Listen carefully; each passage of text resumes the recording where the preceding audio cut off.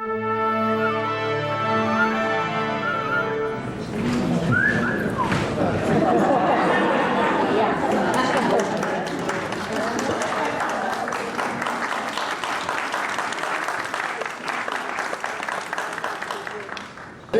is Playmakers. This building and a couple of earlier manifestations of this building, all called the Barn, is Playmakers Theater. Playmakers Theater has been an integral part of this community since an enterprising group of 19 people with names like Moskowitz, Malone, Fedorov, Shalarov, Landon, Magruder, Ellis, Burns, Barringer, Kepp, Crum, Friedrichs, and Clanton got together in 1955 and said, hey, let's put on a show. The first show was called Too Many Husbands, directed by Evelyn Shalarov, and it was performed at a local school. And you know, reaching back all the way to 1955, some original members can still be seen regularly at the theater. Why, here's Elizabeth Malone, a founding member, right over here. Ladies and gentlemen.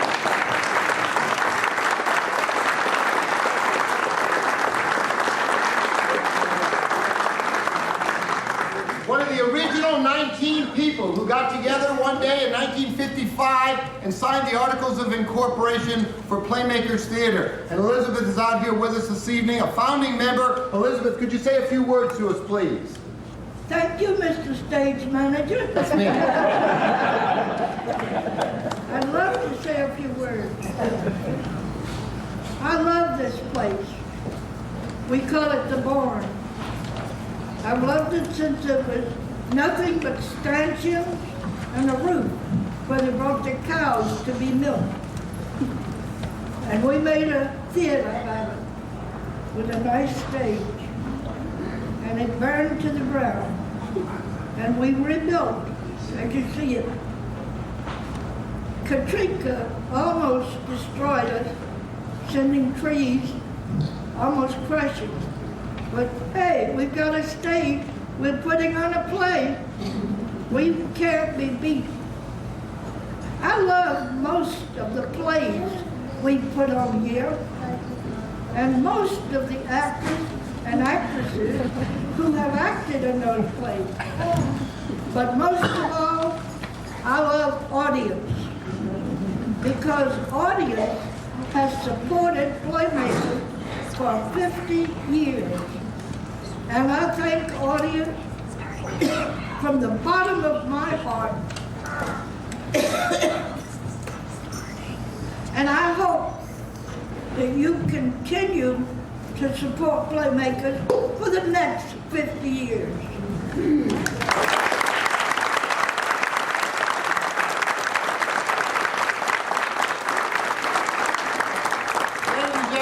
This is Elizabeth, and right next to her here is her cousin, George Drinkard, who's made sure she's gotten out here to give her speech every night for every performance. One more time, Elizabeth Malone.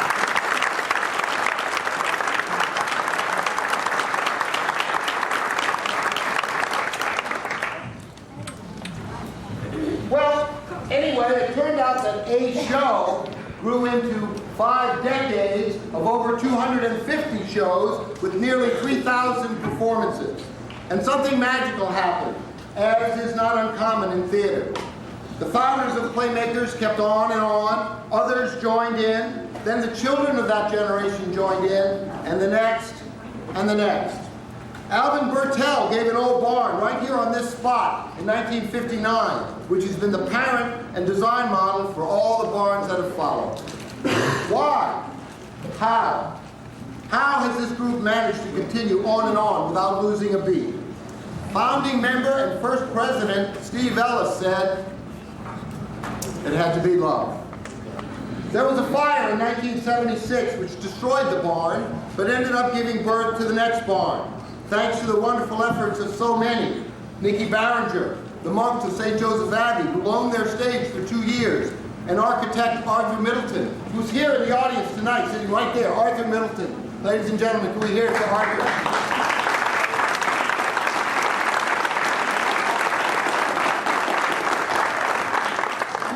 sake of telling him we were going to recognize him tonight, so he made sure to sit where the foul spot couldn't pick him up. Through it all these 50 consecutive years, Playmakers has come to be embodied by this building, this barn. Fires, floods, hurricanes, the show has always gone on. This, then, is the story of a building, the Playmakers Barn. This is the story of great moments in great shows from the past, great moments in shows by current actors, great moments from children's theater, and just plain great moments.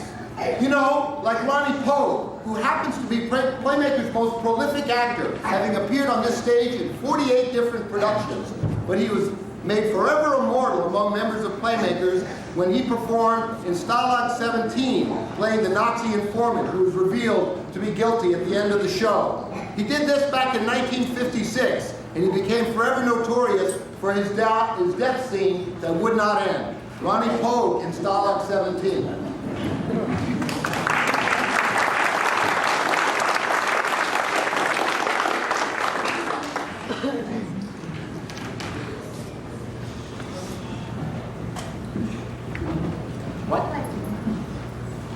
What? Oh, no, you're wrong. It's not me. I didn't spy on anybody. I'm not an informer. You are wrong, please. What are you doing? Let go of me. Look, you're making a big mistake. Oh, don't throw me out in the compound. They'll think I'm trying to escape. They'll kill me. Please don't. Please, please.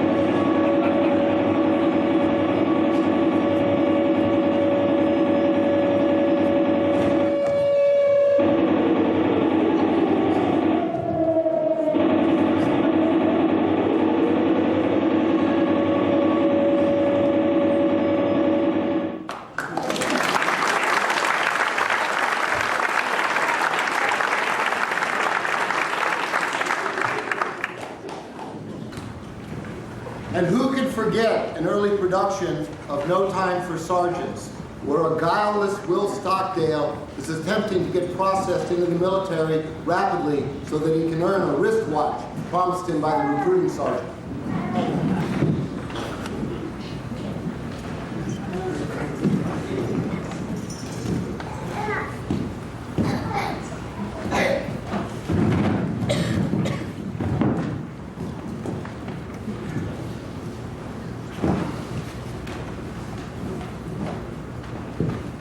I never have no dreams at all.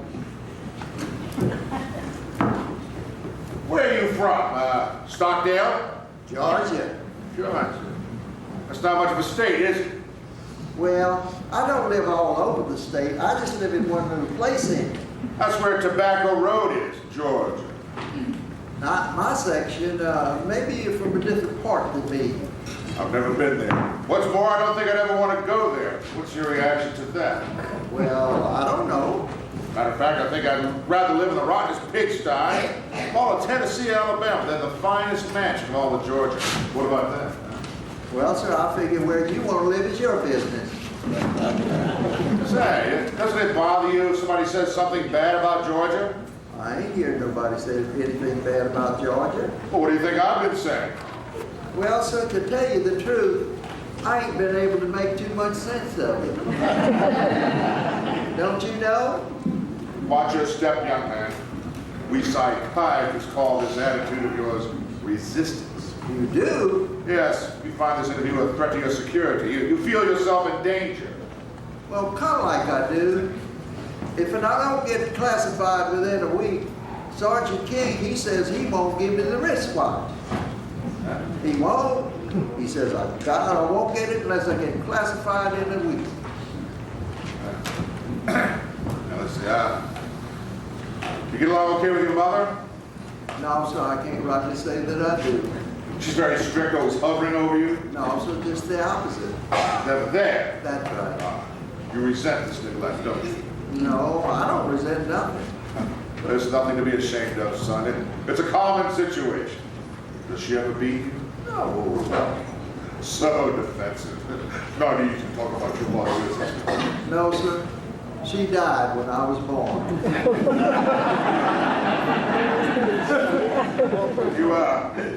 You could have told me that sooner. Do you hate your mama? I figured you said it was so common.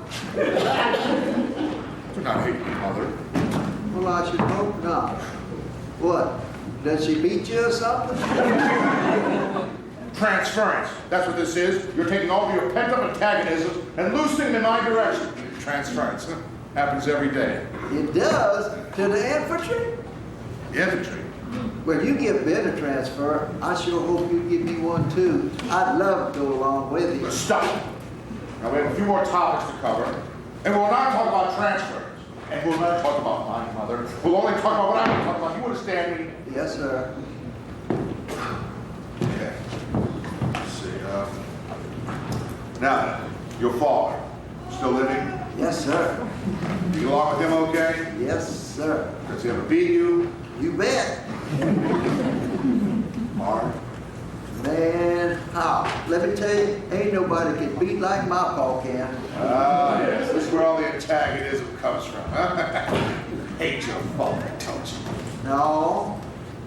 I got an uncle I hate.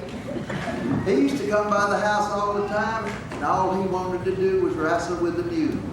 And the mule got wore out, he got wore out. Well, I don't really hate him. I just ain't exactly partial to him. Now, did I ask you about your uncle? I thought you wanted to talk about hating people. Let's see. What about girls? Do you like girls? What girls is that, sir? Just any girls. Well, I don't like just any girls. Say, there's this old girl at home. She ain't got hair no longer than a hound dog. And Now, look. When I talk about girls, I don't mean one particular girl. I mean girls in general. Women. Sex. Say, didn't that father Doris ever sit you down and have a talk with you? Oh, sure he did. Well, what did he say?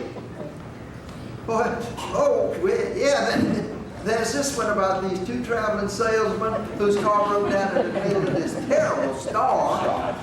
Yeah, they stopped at this farmhouse, and this farmer had 14 daughters who was... Stop! You heard it already. No, I did not hear it already. Well, what'd you stop me for? It's a real knee slapper. You see, these 14 daughters, they was all studying to be trombone players, and they... Okay, thanks. You're done. Come through. You're normal. Goodbye. Go. Sir, if it's girls you want to talk about, you ought to stop by the barracks one night. The young fellas there, they're always telling spicy stories and all like that.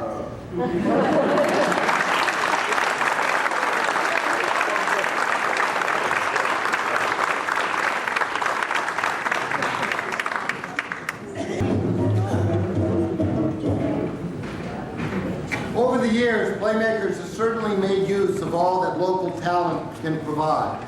People audition for shows, mention particular skills that they bring to the stage, and then those are incorporated into the performances.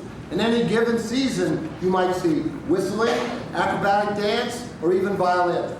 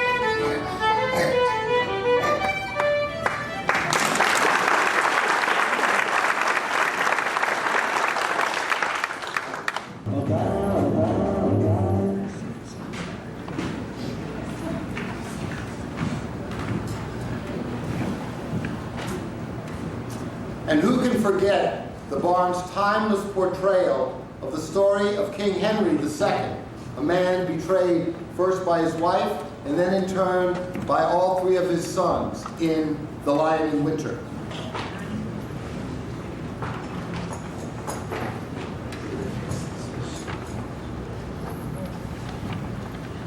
My life, when it is written, will read better than it lived. Henry sits on press, the first Plantagenet, a king at 21. Ablest soldier of an able time, he led men well. He cared for justice when he could, and ruled for 30 years a state as great as Charlemagne's. He married out of love a woman out of legend, not in Rome, Constantinople, Camelot. Has there been such a queen before? She bore him many children, but no son. King Henry had no son. There were 3 whiskered kids, but he disowned them. I deny you. We're not connected. None of you will receive my crown. I leave you nothing, and I wish you plague. May all your children preach and die. Voice of God, I've lost my voice. You can't damn me, do you? Well, I damn you back. Damn you! Oh, my voice. I've lost my voice. Oh, Jesus, my voice.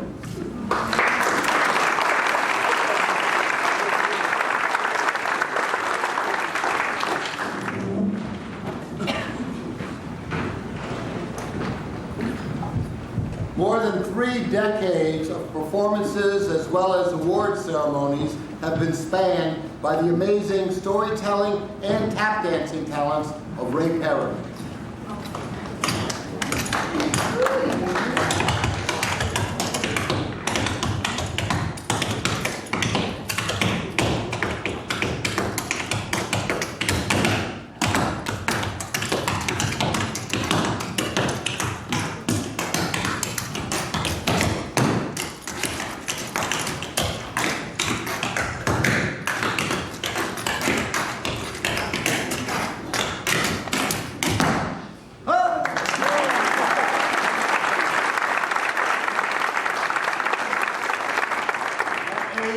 I'm going to sit every chance I get.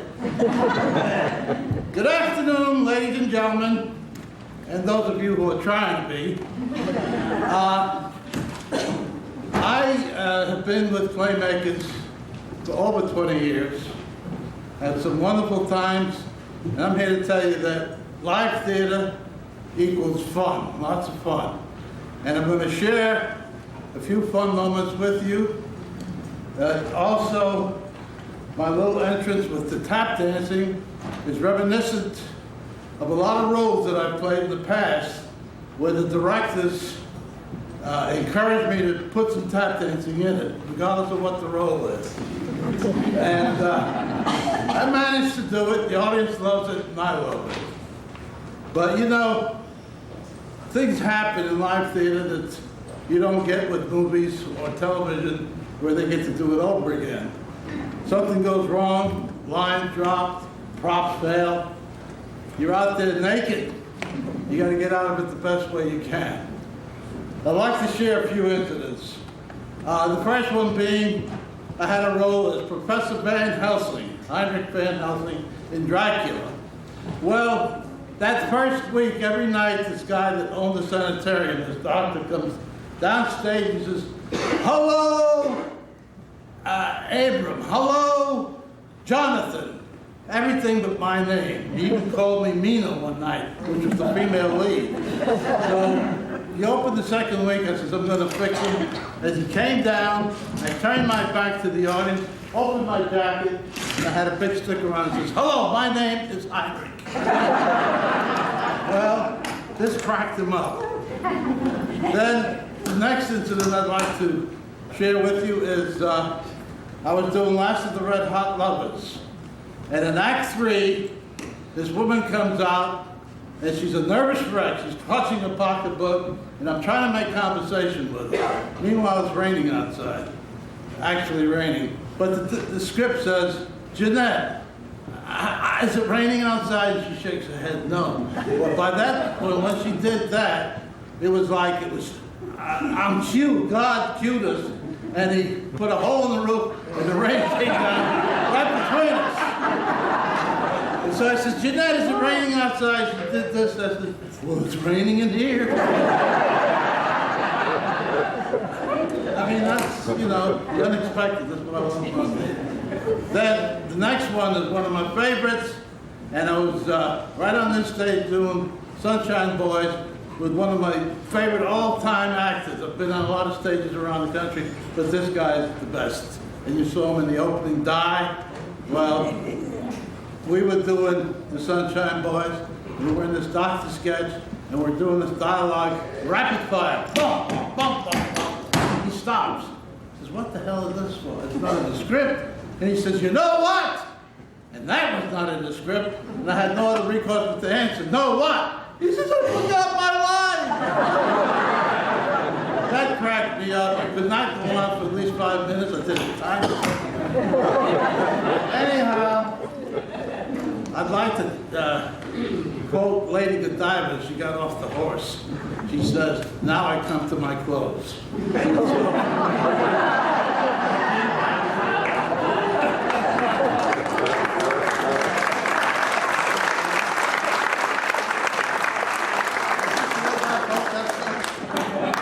Frustrated comic too. That's right. Okay, so I'm going to close with the way I opened with some fancy footwork. Thank you.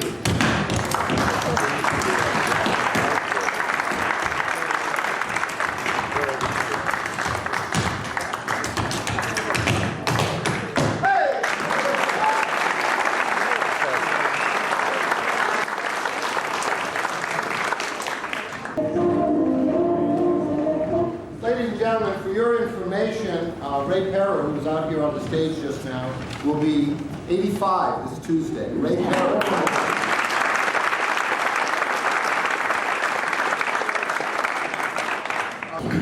And then there was Arthur Middleton's production of Follies. Arthur Middleton, who you almost met at the beginning of the program.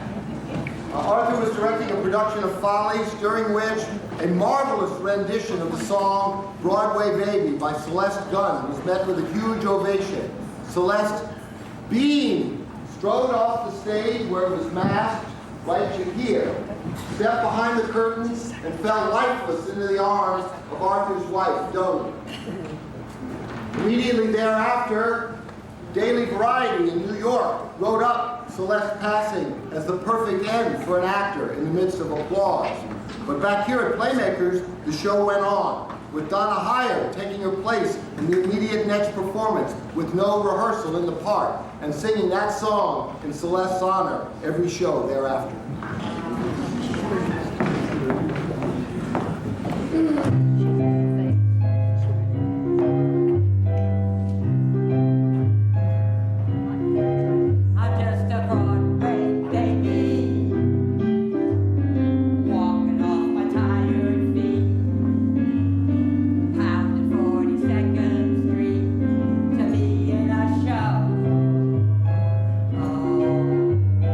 Broadway baby,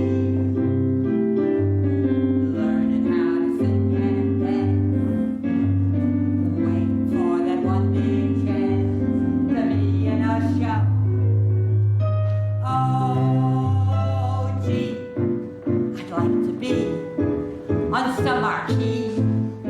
all twinkling lights, a spark to pierce the dark, from Battery Park to Washington High.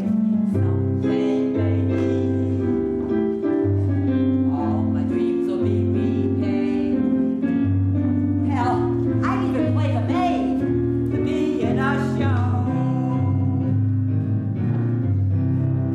Hey, Mr. Producer, I'm talking to you, sir.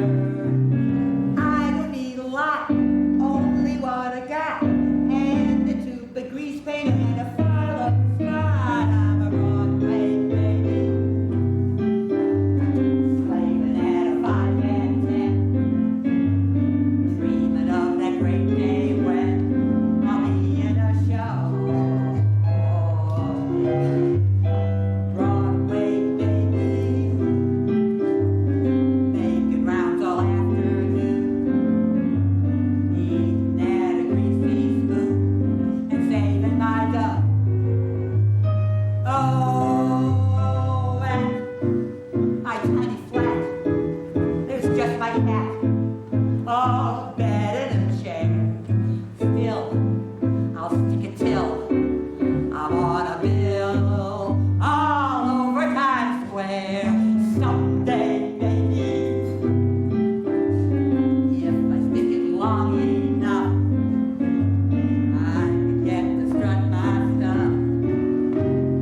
Working for a nice man like a Ziegfeld or a Weissman in a great big Broadway show.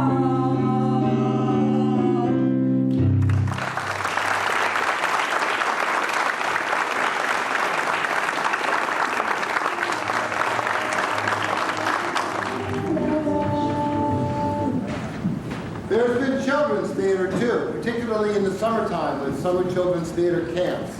This stage teeming with kids, which means new families joining playmakers because of their children and joining the one big family of the barn. Perhaps most notable among all of these productions over the years was an original show done for the first time here at this theater, a story of a true hero of St. Tammany Parish, Adrian Bouquet, a missionary struggling to work among the native peoples, in the true historical drama, Christmas on the Bayou. Adrian Bouquet, you have got to be the biggest nutcase in the history of New Orleans. If you had to be among savages, I see no reason why you couldn't choose among the many savages we have right in the French Quarter. And now well timed to lead me to enter the wilderness with Christmas services at the cathedral only a few weeks off. But Bishop, Don't you interrupt the bishop, young man. Manners, please, Father Kev. Have you no regard for the bishop's feelings? You owe the bishop more respect. What on earth do you think you're doing? The bishop has better things to do than waste his time in the wilderness. but Bishop, I'm afraid that Sister Mary Frances, Sister Mary Margaret, Sister Mary Claire, Sister Mary Rose, and Sister Mary Eudore are right, Adrian. I have given you permission to visit these people. Just a visit. You are most definitely not assigned to do missionary work here. And you most definitely must be back to the city soon to help me plan and celebrate Christmas at the cathedral. Am I understood? yes, Bishop, I understand. Besides, you have no place to stay and nowhere to have services. You certainly won't last long out here.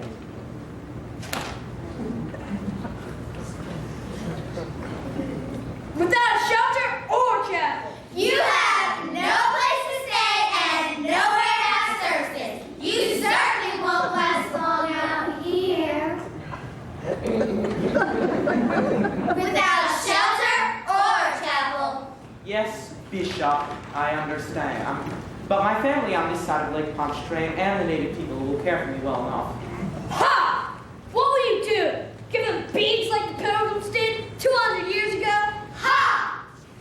Look, here are some of my family now. Adrian, welcome to the North Shore. Welcome, Bishop.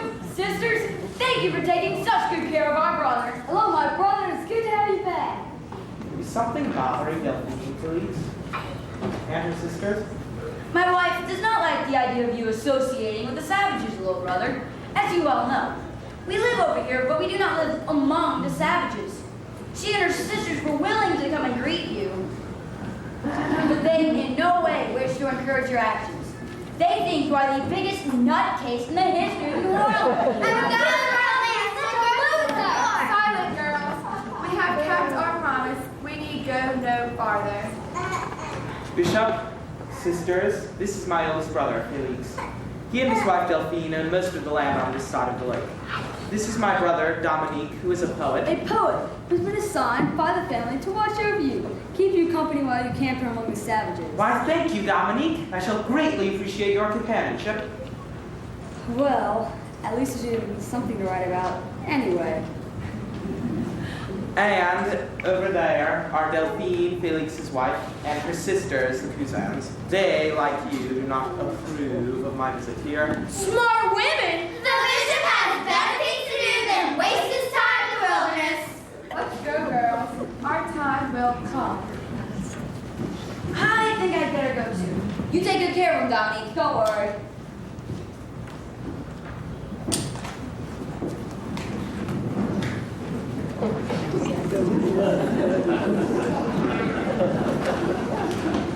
Aba Anuba Yemi.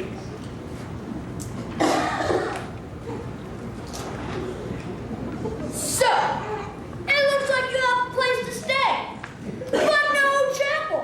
No chapel. Besides, even if you had a chapel, who would come to services out here in the middle of nowhere?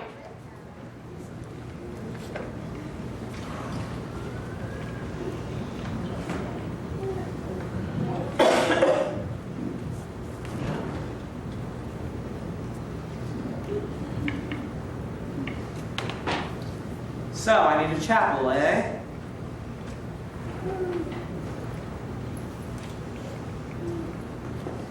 Ta-da! You will still need a congregation, Adrian. Where will you get that? Where will you get that?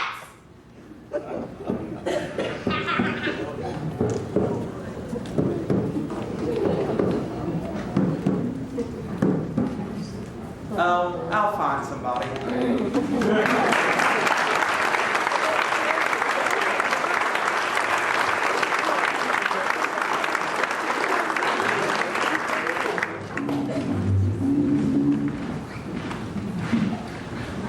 Seeing kids on the stage is a reminder in a way of how many couples first met here at Playmakers and later married. Playmakers' history is full of families that began with the couples meeting here at Playmakers. Couples like John and Debbie Carenback, Randy and David Perkins, Randy, a past president of Playmakers, meeting Lynn for the first time here. Lynn, the president of Playmakers, and Randy and Lynn today being the people who are videotaping this very show right there in the back of the audience. Randy and Lynn Perkins, ladies and gentlemen.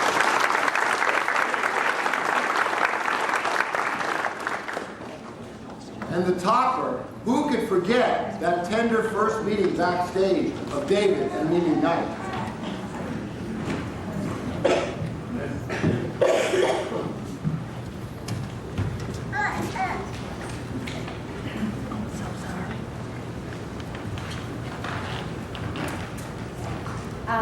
Hi. Yowie is adorable. Hello. What have we here?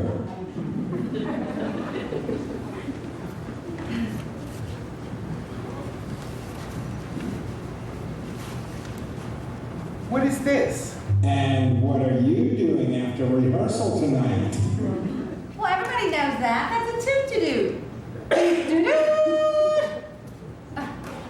My name's Mimi. What's yours? I'm thinking maybe James Dean. I'm David, and that's not a toot-to-do, it's a dur-dur.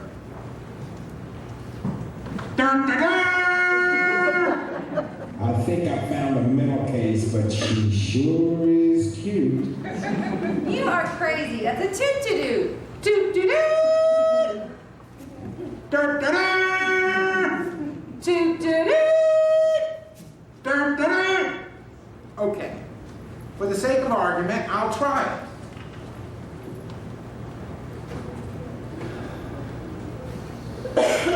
Dun-dun-dun.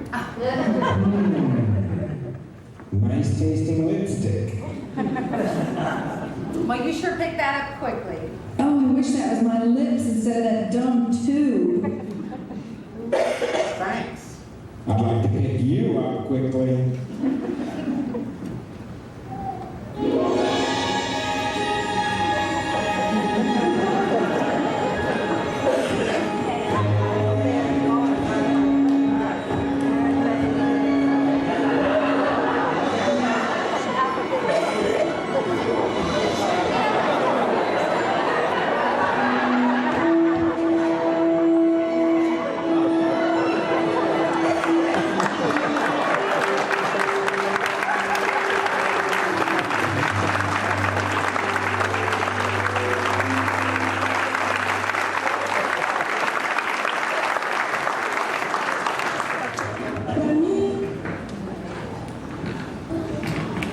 What show has been produced the most times on Playmaker's stage? That show would be Harvey.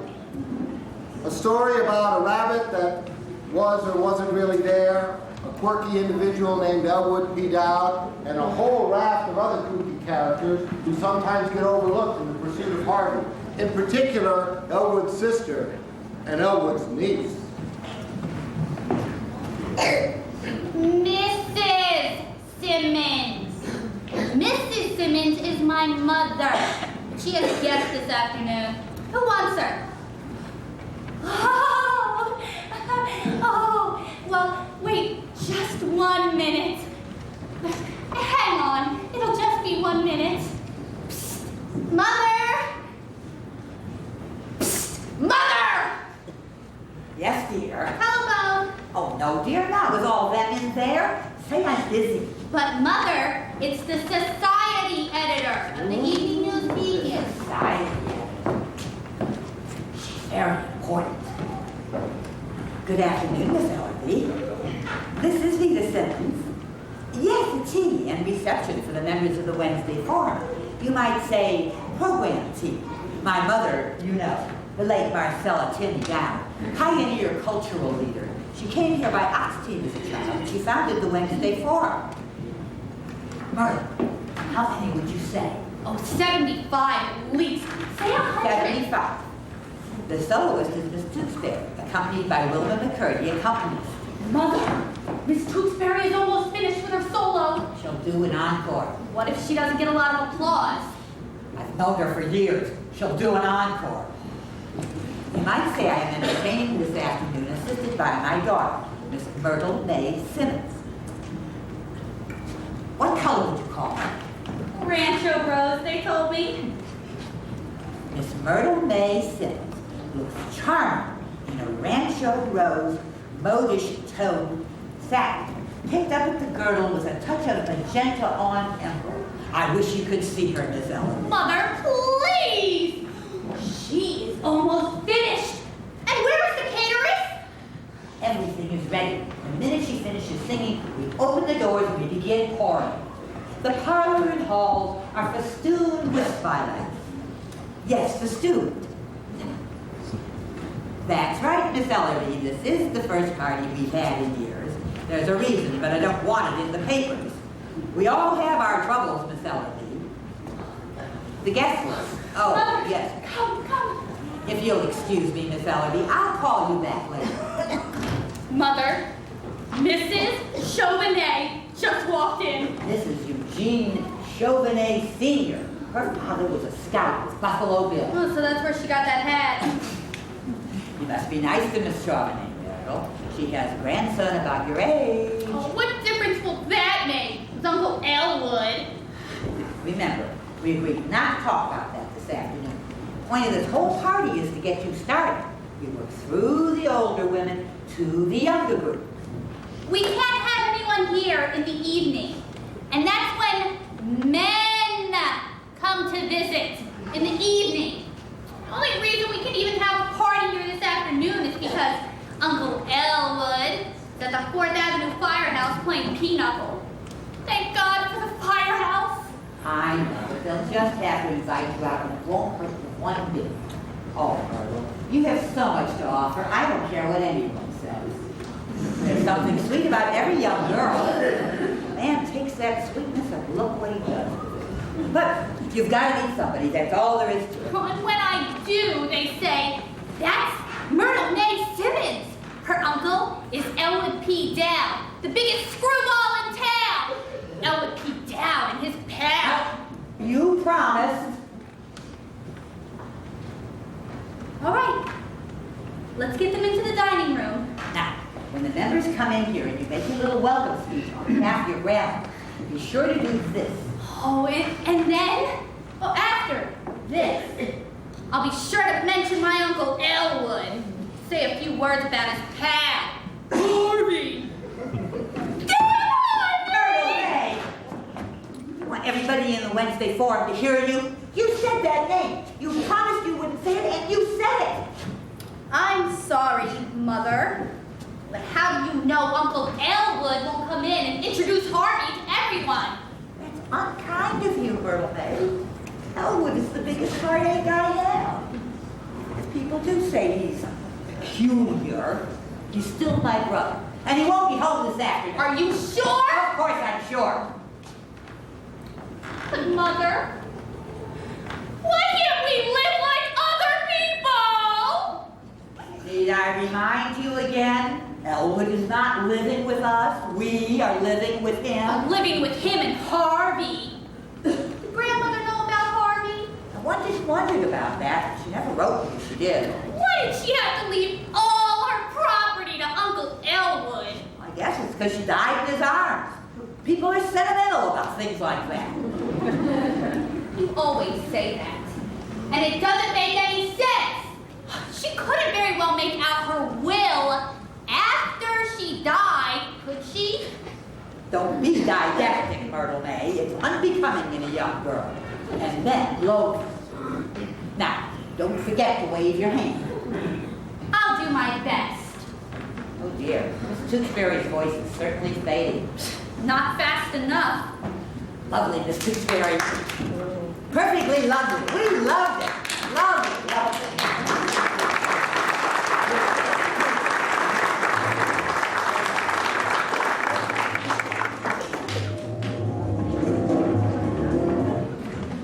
Playmakers' annual awards ceremonies have often been highlighted by members of the board of directors literally getting into the acts, playing the parts in rollicking portrayals of a variety of timeless melodramas, which all have in common, all's well that ends well, and good conquers evil.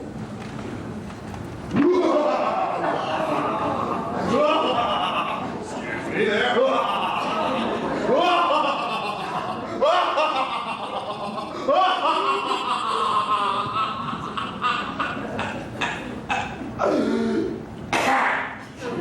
Excuse me. That's what he thinks. Or my name isn't. Vile direction. And it is, too. Yes, check your programs, it'll be there.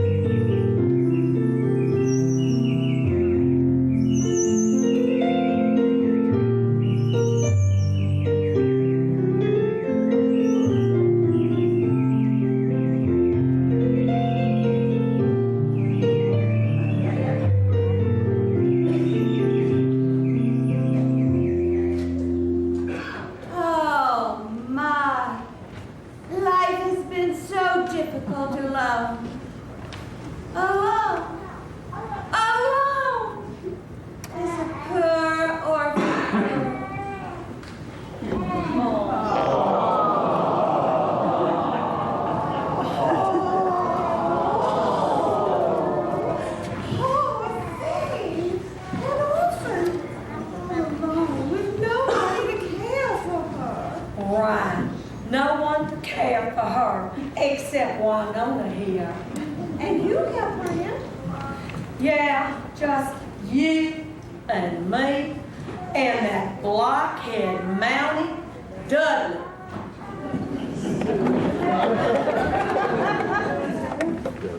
Can somebody call my name?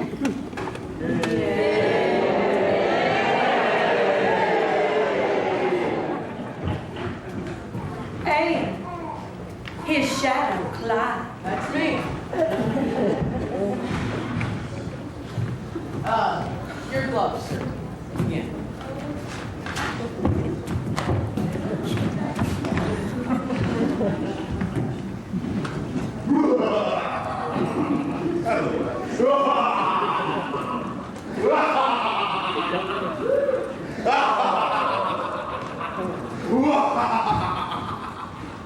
At last, I can sneak up behind that idiot Dudley and blow him. And my competition for Lucy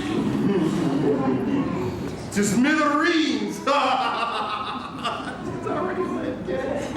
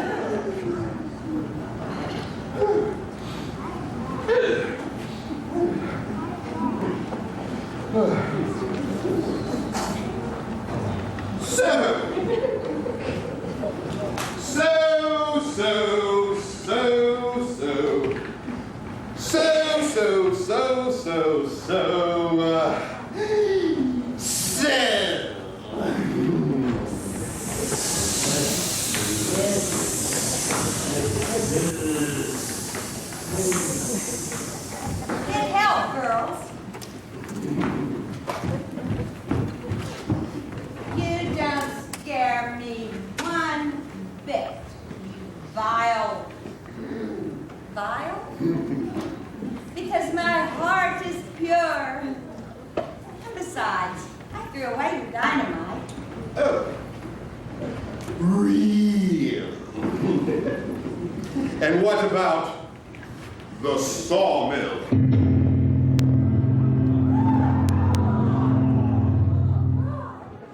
What sawmill? That sawmill!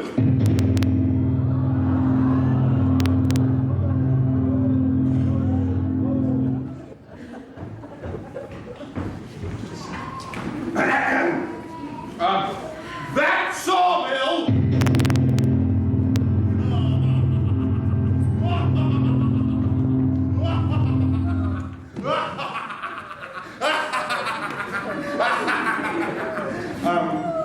Would you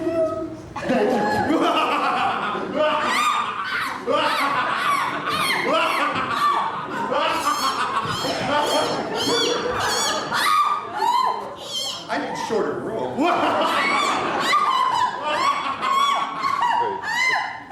Hold this. Now. Now, if you won't be mine,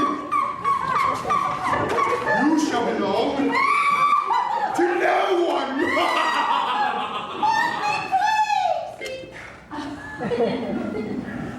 Beep. Beep.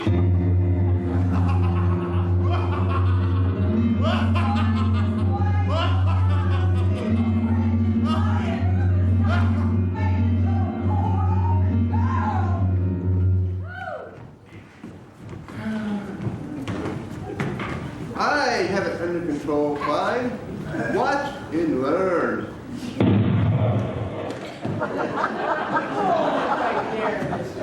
Drop that gun. You think I'd stand still for you, shooting my partner? No, I suppose not. Two guns.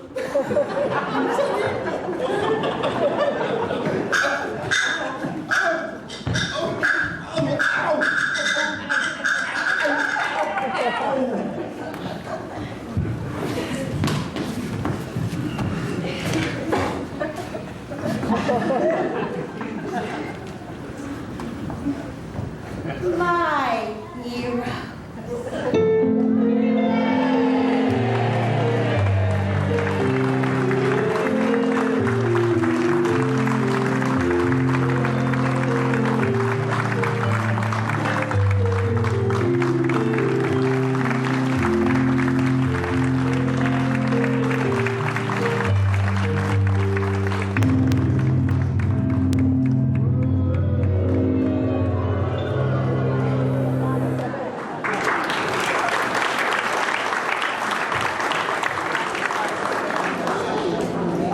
This is going to be one of those moments where we have a brief interlude before we begin the show again, and it's not about cars. I'm happy to say that it is time, you follow me with the lights, so I don't get lost here. It's time for us to do the drawing.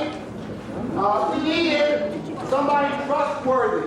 When I said we need somebody trustworthy to do the drawing, some people said, well, get a child. But a child may have a name in here, and I don't want to put them at risk. Another possibility is get one of the actors. Many of you in the audience have been actors, and people backstage are all actors. But what if they're just acting like they're honest? And so, for this very important drawing, for this amazing gift here, which includes alcohol, food, candy, all kind of cool stuff, we're going to have the only person I can totally trust in all of St. Tammany Parish, my rabbi, make the drawing. Right here.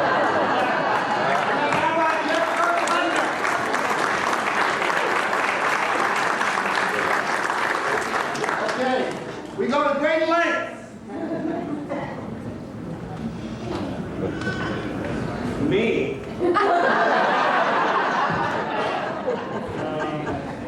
It's not in Hebrew, I can't read it.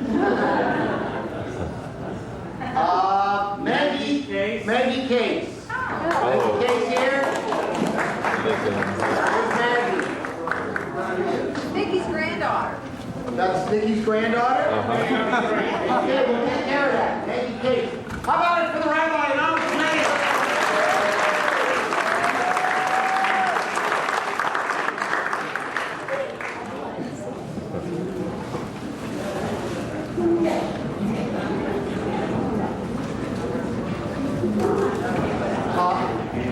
I was remiss at the beginning of the program for failing to spot in the audience, I don't know why, there's a light right in my face, I should just let it bounce off and see these people, but in the audience, in addition to the wonderful Elizabeth Malone, one of our signing founding members, there are two more original playmakers from 50 years ago, founding members of the original 19. One of them is Katie Friedrichs, right there. Can you get over the follow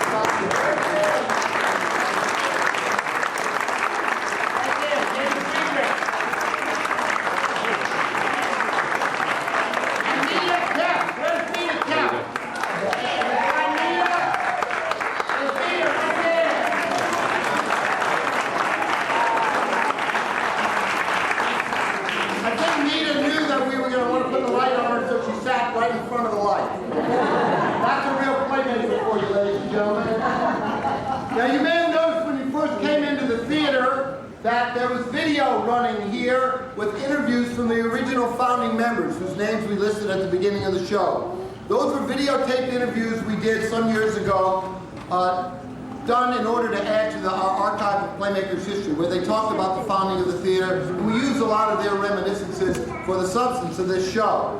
When you came in from intermission, there was another video running on this back wall, and it looked like a little bit of chaos with people doing a set, and then it looked like they were done, and they suddenly started undoing it and turning it around. That's from a production we did a few years ago called Noise Is Off, where one act takes place backstage. So you see the back wall of the set, and you see what's happening backstage on the scene. And when the people exit, they are manifestly exiting to go on into the show. The next act of that show is what you would have seen in that scene, so everything has to flip around. That set was designed by Russell Krogsgaard, and the entire transition was done in front of the audience and took 6 minutes flat. In every one of the barn's nearly 3,000 performances over the past 50 years, not a one of them, not a one, could have gotten off the ground without the efforts backstage of the set, props, and costume crews. People like Dot Magruder, Steve Ellis, Elizabeth Malone, Charlie Sloan, Jacques Gibert, Elmer Darcy, Russell Krogsgaard, and many, many, many more, who did all the work so that others could tread these boards. And as the years passed and more people performed on this stage, we expanded our opportunities for local participants. For example, in any given production, you might see a teenager delivering a monologue for the first time in front of a live audience. Or you might see a couple delivering a crackling performance which would have made Rosalind Russell or Cary Grant proud.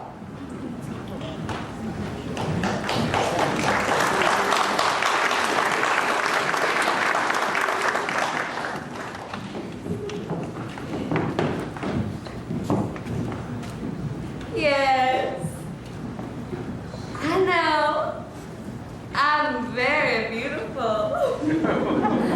Beauty just landed upon me when I was born. You know how it is. You got blue eyes and blonde hair. Maybe you got a Cadillac instead of a Toyota. Or pimples, or flat feet, or whatever. Well, I got beauty. Out of 46 pageants, I placed 3rd in 9, 2nd in 14, and in 23, I've been the queen. One of those should have been a tie. We were in Nassau for the Miss Contest. There was another girl there just as beautiful as I, Gloria. I'd have been proud to share my crown with her, but I'm not the judges. I guess they couldn't have 2 queen cons. Gloria was such a good sport. She gave me a picture of herself dressed up like Princess Di, saying, "You can't always get what you want." We just laughed and laughed. I guess her mother didn't think it was so funny, because she tried to throw acid in my face. People are strange, aren't they?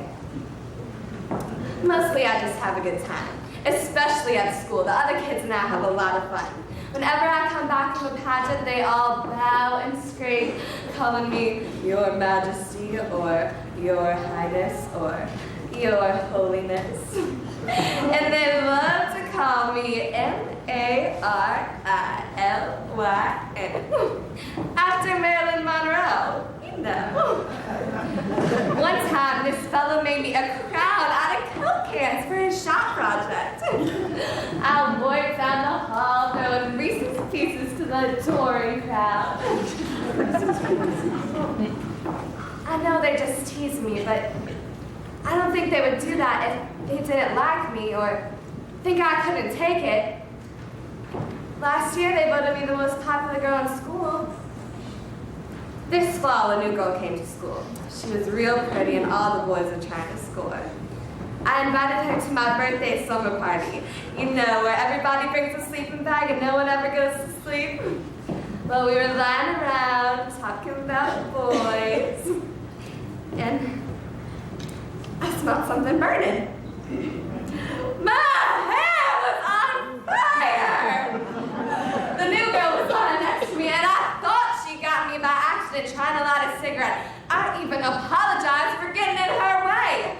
A few minutes later, my hair and my sleeping bag was in flames. She'd set me on fire. That girl was crazy, don't you think? There is one problem. I never have any dates. I've never been to homecoming or any school dance, and unless something drastic happens, which I doubt, I won't even go to my senior prom. Unless my dad takes me. The boys are terrified of me, so my mom says. She says they think I already have a date, so I never get one. I hope she's right. She says the boys my age are just too young and there'll be plenty of time for older guys. You do think she's right, don't you? Now at the pageants, that's a different story. There the men swarm all over us like money on Michael Jackson. But we're not allowed to date. That's the truth. They make you leave.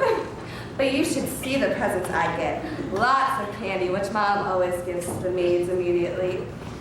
Once in Mexico for the Miss International Tortilla pageant, this rich Mexican fell madly in love with me. He sent flowers every day. Mother absolutely sent them back. I kind of did feel like Marilyn Monroe then, you know? But then, people will pay a lot of money to look at a freak. Usually they just want to look. Like in that movie, The Elephant Man. People came from everywhere just to look at him because he was so ugly. And they paid, too. They're still paying. Well, you paid to come look at me, didn't you? People pay me to do all kinds of things. I've been on the cover of all the magazines, except for People, and I'm working on them. I model for all the cosmetic companies and get my clothes free so the companies can use my name. My favorite is doing TV commercials. You may have seen me. My latest was a motorcycle ad. The Martians land, and instead of saying, "Take me to your leader," they take one look at me and say, "Lead me." So we all hop on our motorcycles and fly off to a galaxy far, far away. I intend to be very rich one day. There aren't any ugly rich people, you know that, don't you? All beautiful people get to be rich. Just look at Dynasty. All those rich women are just gorgeous. They were born beautiful, they got rich later. My family's already become halfway rich because of me. Daddy calls me his little gold mine. I guess so. I don't know. Sometimes I feel like the whole family's just sitting around waiting for me to graduate from high school and everything's just gonna explode. It's like I'm supposed to go out there and do something great. Well, I suppose I will. I have to go now. The judges are waiting. The crowd is ready. There's another crown to be worn. Freak lovers of the world are here. I come.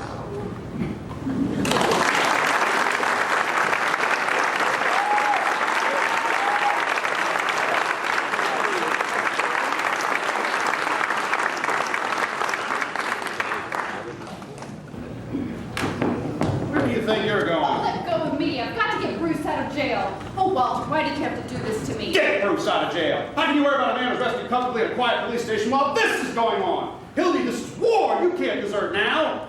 Oh, get off that trapeze. There's your story right there. Smear all over the front page. Earl Williams, caught by the Morning Post. And take all the credit for it. I covered your story for you and I got myself into a fine mess doing it. And now I'm getting out. I know I told you that twice before today, but this time I mean it. You drooling idiot! What do you mean you're getting out? There are 365 days in a year one can get married, but how many times have you got a murderer locked up in a desk?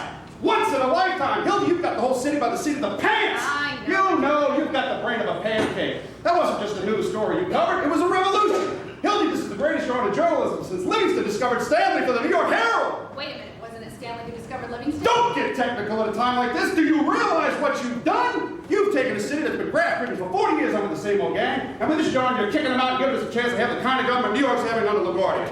We'll make such monkeys out of those Ward Hills next Tuesday that nobody will vote for them, not even their wives. I'd like to think. They're thinking then because it's true. We'll crucify that mob. We'll keep Williams undercover till morning so that the Post can break the story exclusive. Then we'll let the governor in on the catch. Share the glory with him. I get it. You've kicked over the whole city hall like an apple cart. You've got the mayor and Hartman back up against the wall. You've put one administration out and another one in. This isn't a news story. It's a career. And you stand there belly aching about whether to take an 8 o'clock train or a 9 o'clock train. Still a doll-faced mug, that's all you are. Let me get at that typewriter and I'll show you how a doll-faced mug can write. Atta girl. Why, they'll be naming streets after you. Hildy Johnson Street. There'll be statues of you in the parks. Hildy, the radio will be after you. The movies. By tomorrow morning, I'll bet you there's a Hildy Johnson cigar. I can see the billboards now. Light up with Hildy Johnson. Whoa, wait a minute. We can't leave Williams here. One of the other We'll fellows. take him over to my private office. Where's our phone? That one. How are you going to take it? See? Not if it's inside the desk. We'll carry the desk over. Give me Duffy. You can't take that desk out. Come on, pop We'll that. lower it out of the window with pulleys. Quit stalling. Hildy! Get the lead out of that typewriter and start pounding out that story. Snap into it, will you? How much do you want on it? All the words you've got. Where's some paper? Hello? Hello, hello? Can I call the mayor or Bert Freyer's that libelous? Call the love child if you want to. Duffy! How about the time he had his house painted by the fire department? Give him the works. Hello, Duffy. Get set. We've got the biggest story in the world. Earl Williams caught by the Morning Post. Exclusive. Fine. Now listen, Duffy. I want you to tear out the whole front page. That's what I said, the whole front page. Never mind the European war. We've got something a whole lot bigger than that. Hildy Johnson's right to lead, and I'll phone her over as soon as she's finished. Oh, and Duffy, get a hold of Butch O'Connor. Tell him to get up here with half a dozen other wrestlers right away. Tell him to run his picture on the sport page for 2 weeks straight. What? I've got a desk I want to move. Never mind what desk. The blackest cesspool in American city life. Hang on, Duffy. I'll see if she got me more. Duffy! Duffy! Operator! Operator! Operator, give me Duffy back. Someone's cut us off. Duffy? Good. Stick close. Now the moon is out. Listen, did you impress on Butch and his gang that I want them up here right away? You did? Well, every minute counts. All right. Duffy's getting old. Where's Butch? He's on the way. You better hurry. The boys will be back to the phone. We'll keep going. We got to get an extra out before it's too late. Duffy! Duffy? Tear it to me! You don't just sit there like a frozen robin! I'm finished! Finished!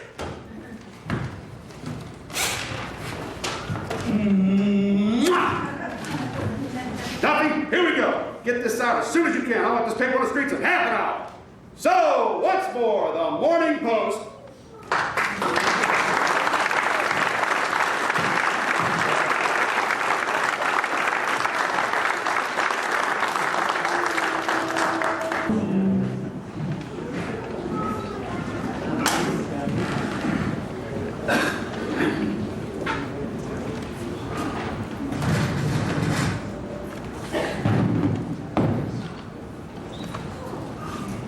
Yeah, that's about right. Just like that. No single moment in the history of this theater has crackled with more raw energy than Danny Hanneman's star turn as Stanley Kowalski in A Streetcar Named Desire when he helped his wife clear the table.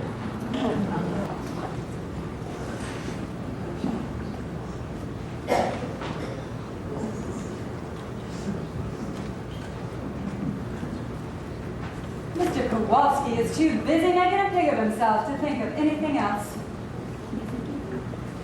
Your face, your fingers are disgustingly greasy. Go wash up, and then you can help me clear the table.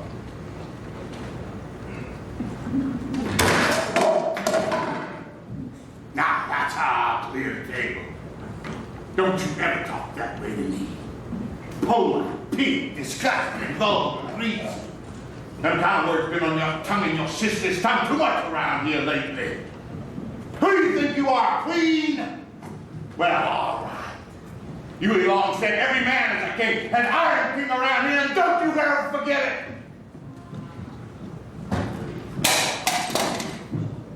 Now, my place is clear. Would you like me to clear your place?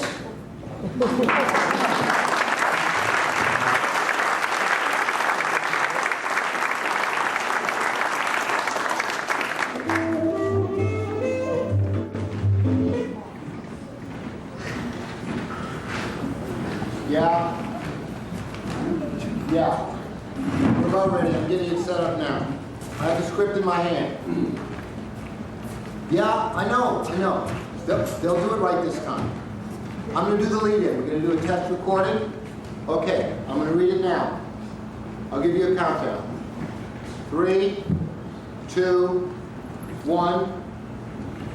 After 40 years of acclaimed vaudeville collaboration, followed by 10 years of bitter separation, Al Lewis and Willie Clark have reluctantly agreed to reprise their famous Doctor's sketch for a television documentary. Let's see how the rehearsal is going for The Sunshine Boy.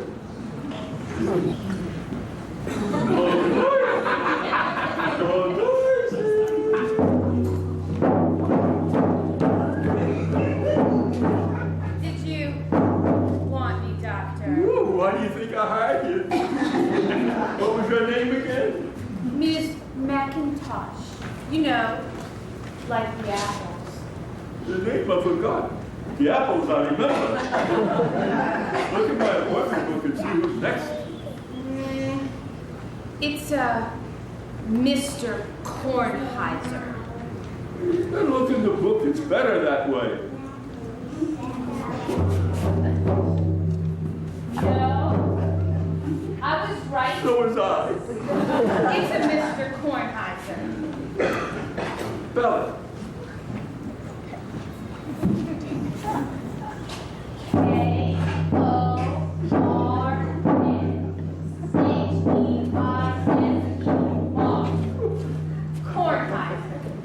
What's the voice name?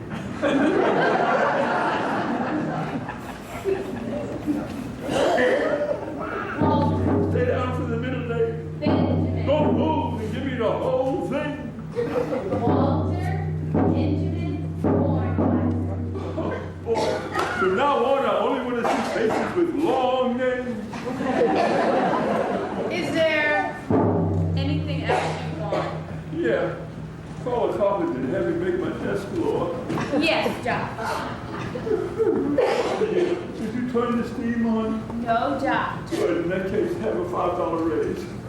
Ooh, send in the next patient before I'm the next patient. Yes, Doctor. Excuse me. I think I'm developing a chest cold. Looks more like an epidemic to me. Is there anything else you can think of? I can think of it. I'm not so sure I can do it.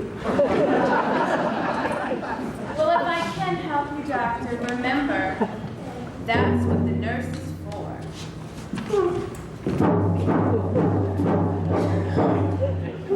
What? I'm glad I didn't go to law school. That must be my next patient. Come in and enter. I'm looking for the doctor. Are you sick? Are you the doctor? Yes. I'm not that sick. What is your name, please? Kornheiser. Walter Benjamin Kornheiser. You want me to spell it? Never mind. I got a better speller than you. Sit down over here and open your mouth. Nothing wrong with my mouth. Then just sit down. Nothing wrong with that either. Then what are you doing here? Well, I came here to examine you. You got everything all backwards, I think. Well, it's possible. I was dressed in a hurry this morning. No, you mean you came here for me to examine you? No. I came here for me to examine you. I'm a tax collector. Oh, that's nice. I'm a stamp collector. What do you do for a living? Well, I find out how much money people make. Oh, busybody, huh? Make an appointment with my nurse. I already have. I've seen her Friday night. Don't fool around with my nurse. Don't fool around with my nurse. She's a nice girl. She's a Virginian. She's a what? A Virginian, that's where she's from. Well, she ain't going back, I can tell you that. Listen. I've got to ask you some questions. I don't have time for questions. I'm too busy. I'm a doctor. You want to see me, you got to be a patient. But I'm not sick. Don't worry, we'll find something. All right. Look, you examine me, and then I'll examine you. Fair enough. First question. How much money did you make last year? Oh, last year I made $100. I'm sorry, I didn't hear that. Hard of hearing. I knew we'd find something. Did you ever have any childhood diseases? Not lately. Father living or deceased? Both. What do you mean both? Well, first he was living, now he's deceased. What did your father die from? My mother. Now it's my turn. Are you married? I'm looking to get married. No, looking to get out. What are you doing? Examining your lower intestine. What are you looking at? You better charge for 2 places to look. I'll take this one. Never mind. Do you own a car? I certainly own a car. Why? Well, if used for medical purposes, you can deduct it from your taxes. What kind of car do you own? An ambulance. You own a house. Can I deduct it? Only if you use it for medical purposes. Now, where do you live? Mount Sinai Hospital. Oh, you're sure. I want to listen to your heartbeat. Now, listen along. Not if I hear something. Sure you know what you're doing? I hear something. You're all right. Aren't you going to listen with the stethoscope? Oh, sure. I didn't know you wanted a thorough examination.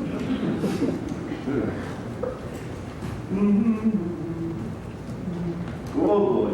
Oh, boy. You know what you got? What? Filthy undershirt. Never mind that. Am I in good health? Not unless you change your undershirt. Say, what is this? A doctor's office or a laundry?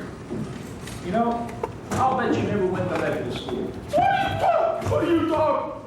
I went to Columbia Medical School. Yeah, did you pass? Well, certainly. Well, you should have gone in. Never mind that. Examine your eyes. They're perfect. I got 20/20 eyes. That's too much. You're supposed to have just one and one. Now look at the chart on the wall. There's no chart. You're blind. Look at the eye chart on the wall. You cover your left eye with your left hand. Your right eye with your right hand. You tell me what you see. I don't see nothing. Don't panic. I can cure you. Take your hands away. Can you see now? Certainly I can see now. No, I cured over 2,000 people like that. It's a miracle. It's a miracle not in jail. Listen, how much do you charge for a visit? $1. $1? That's pretty cheap for an examination. That's not an examination, that's a visit. Hello, goodbye. Hello, how are you? That's $10. Well, if you ask me, you're nothing but a quack. If I was a duck, I would ask you. Now, roll up your sleeves. I want to get some blood. Oh, I can't do that. Why not? I see blood, I get sick. Do what I do. Don't look. I'm sorry, I'm not giving blood. I'm anemic. You're a doctor. Don't know what anemic is. That's because I am a specialist. Yeah, what'd you specialize in? Everything but anemia. Listen, can I continue my examination? You continue your examination, and I will continue mine. Cross your legs. Which one? I don't care. Either one. Sure. Does it hurt when I hit you with a hammer? Certainly it hurts. Good. In that case, try not to get hit with a hammer. See this here buckle? Yes. You know what you're supposed to do with this buckle? Yeah, I think so. You think so, you know so. You ain't sure, tell me now. The girls will come in to clean up today.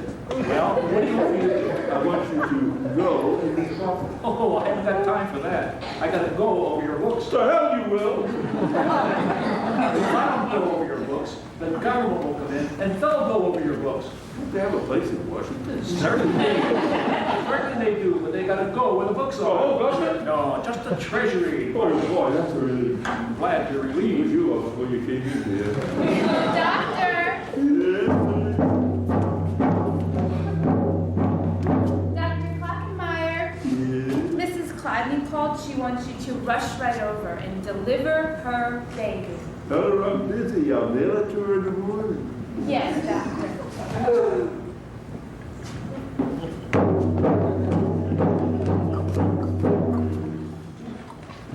Where did you get a couple of nurses like that? David on 42nd and 43rd Street. Now, oh, let me see that tongue. I don't want to. Open your mouth. How long have you had that white coat on your tongue? Since January to spring, I changed to a gray sports jacket. Oh, you do a test here. Hold the tongue with your fingers and say shish kebab. Fetula! Oh, again.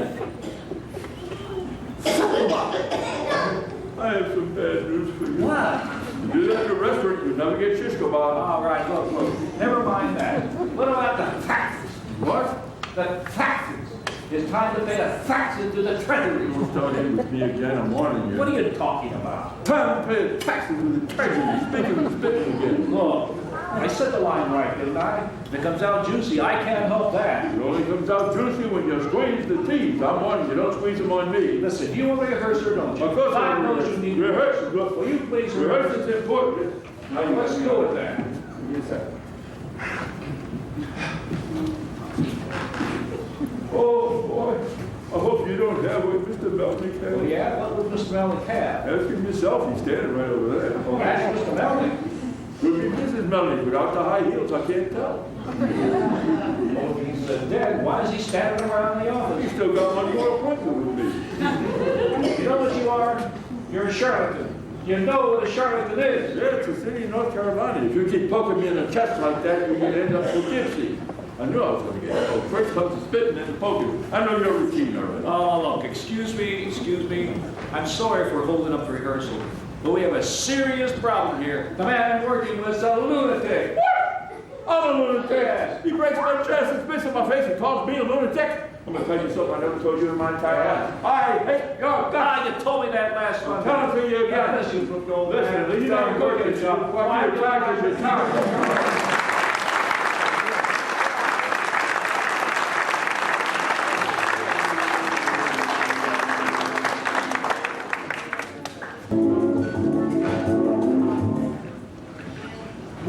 Rehearsal some years back for a show called Here Lies Jeremy Troy. One evening, Les Landon III came to rehearsal for reasons we will never know with a high-velocity Ruger target pistol. And the director said to Les, "Les, what are you doing with a gun? We don't have a gun in this show." No, Frank, don't worry about it. It's not like it's loaded.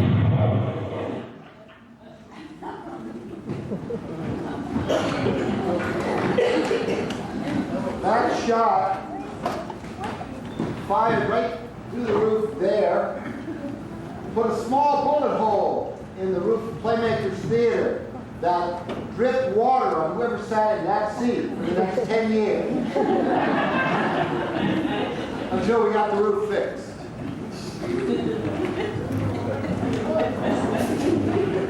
The Sound of Music was a landmark achievement in the history of this old barn.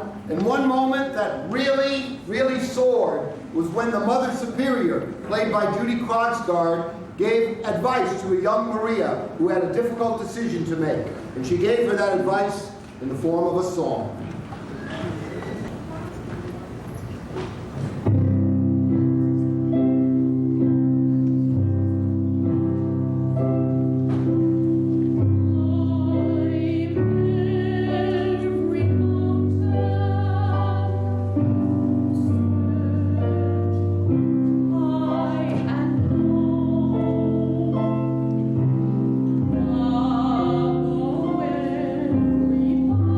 Way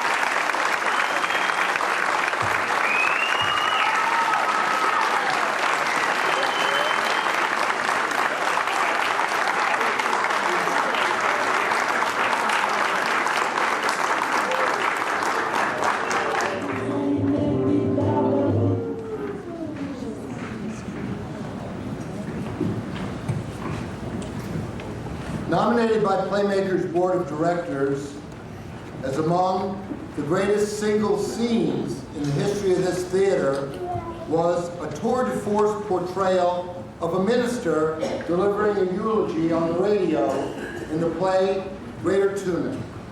That minister was played by Jerry King, following in the acting footsteps of his father, another pioneer of Playmakers, Jerry King Sr.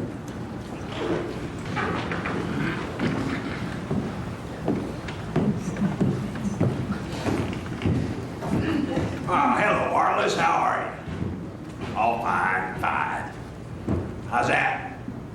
Yes, we're ready with the Judge Buckner eulogy.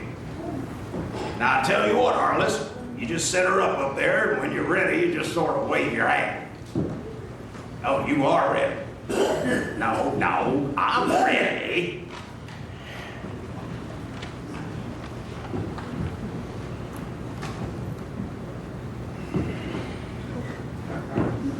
Are we live?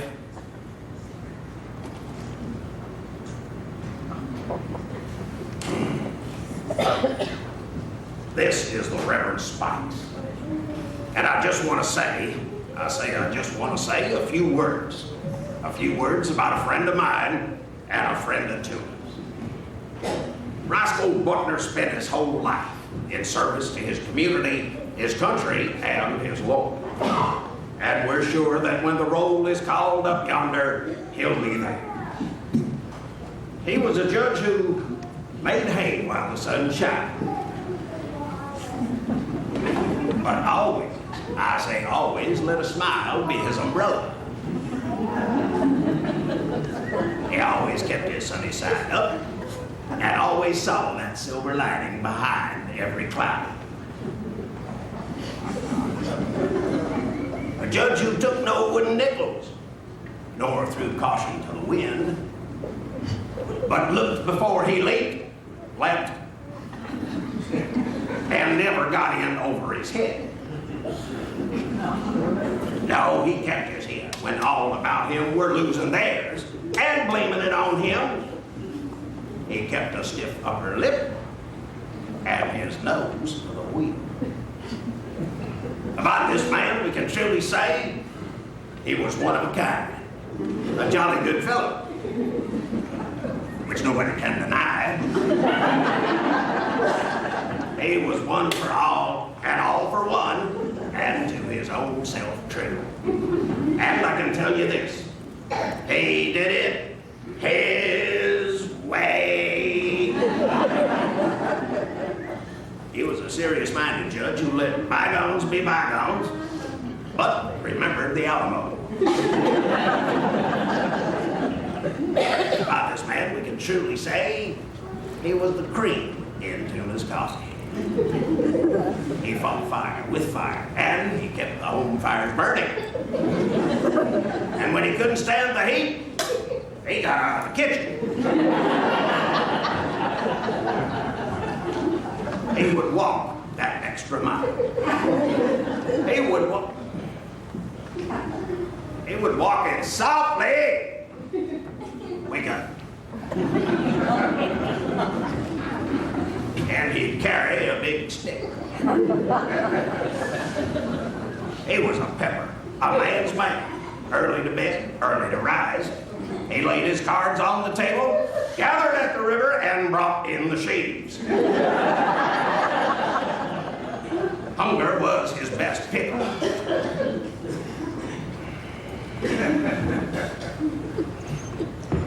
He was a judge who wouldn't fire until he saw the whites of their eyes, but whistled a happy little tune, praised God, and passed that ammunition. For he had not yet begun to fight. For never, ever did I ever hear the man say die. He just did. He was a fine, upstanding civil servant who practiced what he preached, put his best foot forward, and his money where his mouth was. And when the going got tough, he was gone.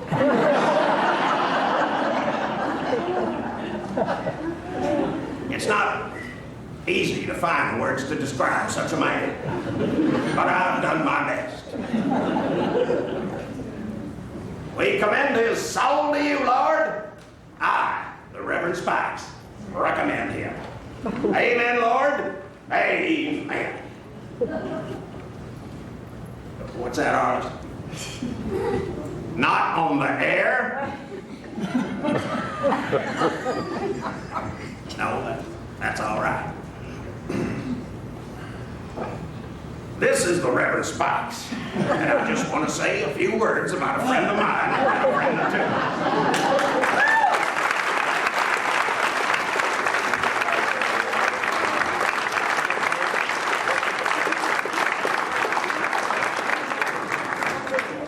Sometimes it's nearly impossible to tell that a scene is from children's theater because of the quality of the acting. This is making me crazy! Did you say something, Sir Beast? You are not living up to your part of the bargain. Whatever do you mean, Sir Beast? Am I not polite? Have I displeased you in any way? You know that's not what I meant. My promise was to be your willing servant and companion, Sir Beast. I am keeping my promise. Can I get you something? How may I serve you? You are not acting willing. I am willing. How may I serve you, Sir Beast? Willing means acting like you want to be here. You act as if you have no feelings of any kind. You don't cry, you don't laugh. I am willing. How may I serve you, Sir Beast? Is it laughter you wish? Ha, ha, ha. I long for real feelings, not fake ones. I want you to be happy. Certainly, Sir Beast, if you wish me to work on improving my I attitude. want you to be happy. That wasn't part of our deal. Besides, I haven't been sleeping well. I've been having these really strange dreams about a hand. You are not willing. I'm doing the best that I can. You're not easy. Beast to get along with. I do know I have a little temper. Duh. But I'm the toilet!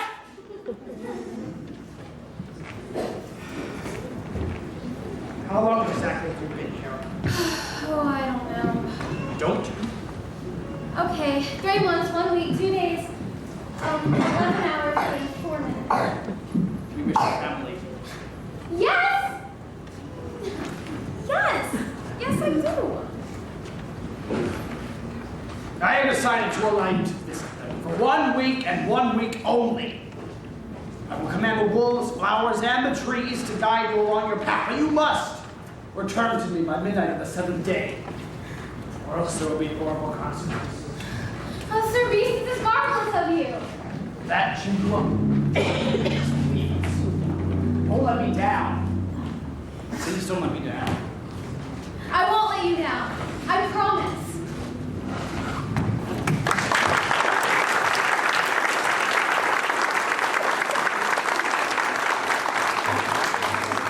Vicki Barringer has been an integral element in the success of this theater since day one. Acting, directing, raising funds during times of emergency, and giving us sparkling performances in such a wide range of areas as reciting poems as different characters in Spoon River Anthology, all the way to singing with the Pirates of Penzance.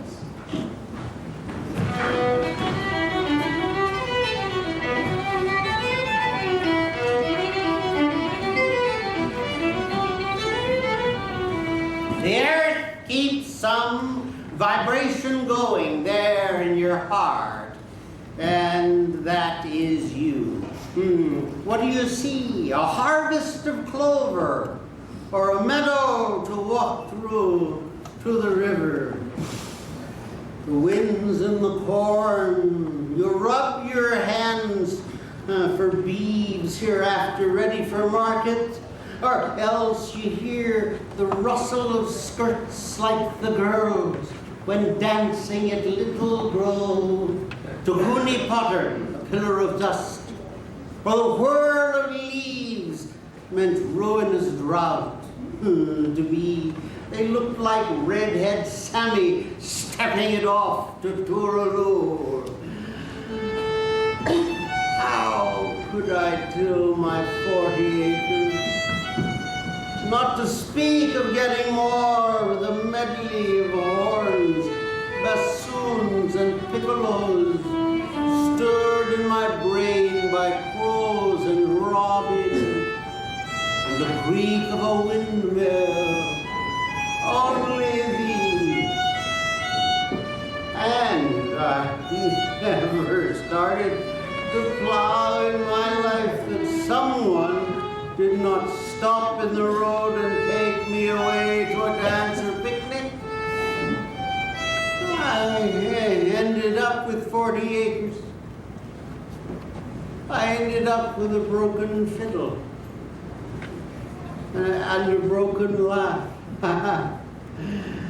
And 1,000 memories, and not a single regret.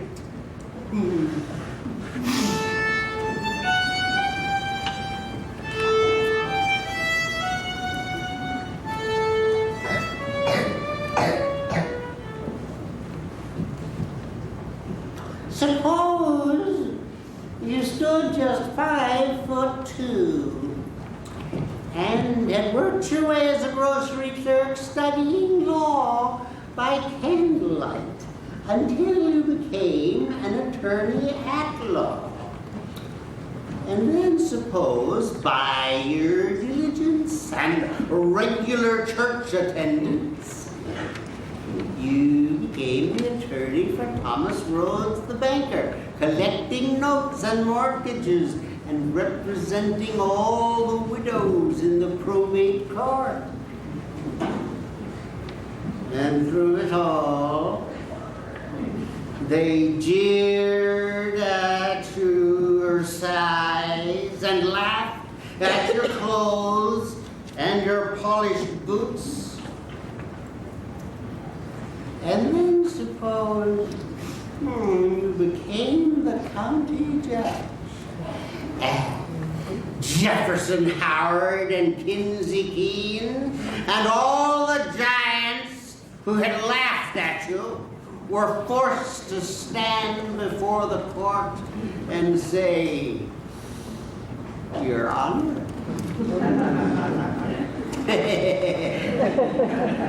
Well, don't you think it was natural that I made it hard for them?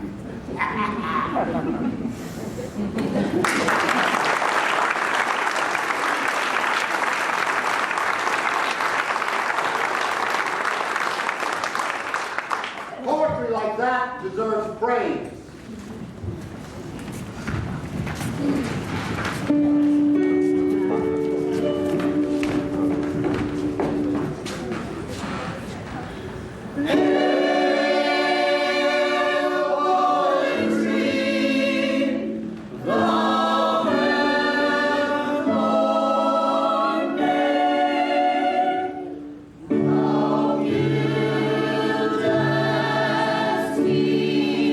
The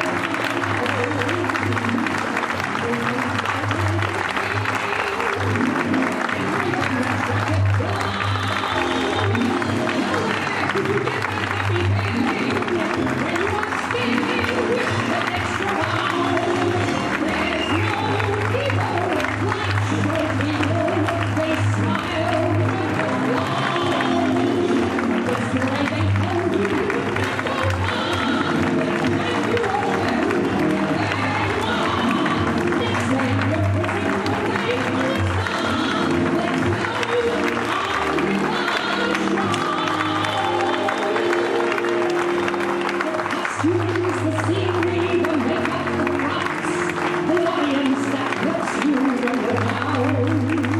The drinks, the highs, the heartaches, the flops, the sheriff who escorts you out of town. The opening where the heart beats like a drum. The closing and the kissing goes on.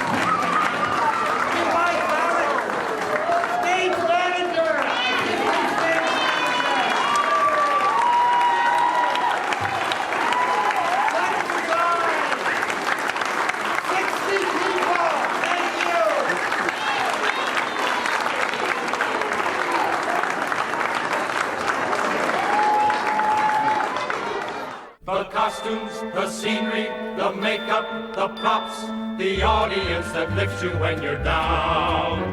The headaches, the heartaches, the backaches, the flops, the sheriff who escorts you out of town. The opening when your heart beats like a drum. The closing when the customers won't come. There's no business like show, business like no business I know. Everything about it is appealing. Everything the traffic will allow. Nowhere could you have that happy feeling when you are stealing that extra bow. There's no people like show. People, they smile when they are low. Yesterday they told you you would not go far. That night you opened and there you are. Next day on your dressing room they've hung a star. Let's go.